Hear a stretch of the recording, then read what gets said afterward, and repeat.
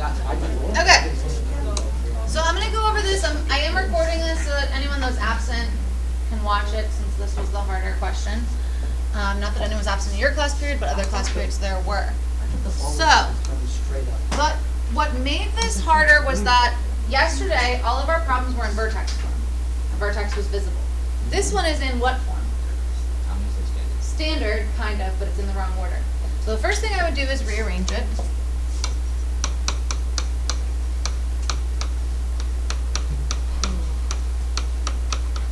And this is now in standard form, which is your ax squared plus bx plus c. And they use t instead of x. All right, so graphically, what is this going to look like? We're throwing a ball, it's going up, and it's coming down. I thought it was going straight up. Well, even still, it would still form a parabola. I know, but I was thinking it was just A so really perfect. skinny parabola. But it would still form a parabola, because it would move somewhat. Oh, I guess that you could, in theory, throw it directly up, but up, Right? Up. straight up. Oh well. It's a parabola. What are you talking Something about? like this. Okay. So the A value being negative tells us that. Also gravity, the ball is going to fall back down to Earth. Now it does help if you label the axes. So if you labeled this axis as your... The pictures that are being taken this period are the prom committee, the computer science club, Pulsar, and STEM. Those clubs, please report to the gym at this time to take your club photos.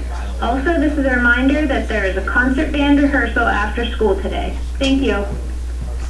Alright, so the y-axis is like the y equals is h equals. So y is height, t is time.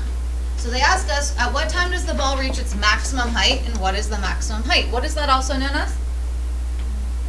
Vertex. The vertex. Who remembers the formula for vertex if it's in standard form? Shaylee?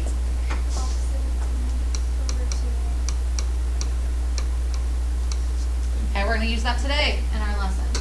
So we plug in, the opposite of b would be negative 40 over 2 times a, which was negative 16.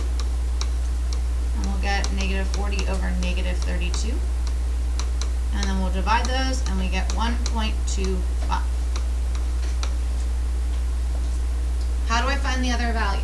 Plug in for T. Plug it in for t. And you could use your calculator. So we'll get negative 16 times 1.25 squared plus 40 times 1.25.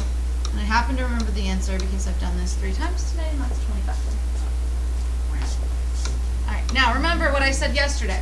Find the vertex, put it in your picture. Okay?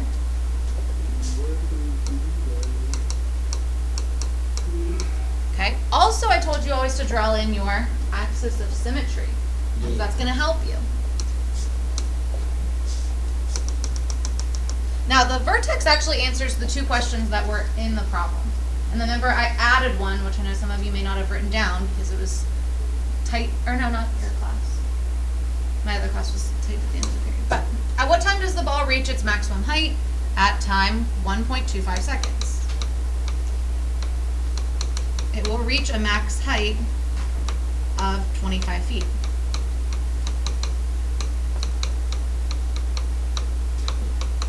Okay, so that answers the vertex answered the 2 questions. And then the question I added was, how long is the ball in the air before it lands? Again, if you just have a parabola drawn with no axes labeled, it'll be harder. So once you have these labeled, how long, time-wise, is it in the air? Well, remember, if we found the vertex, that means that we went from here to here is 1.25. And then you went up 25.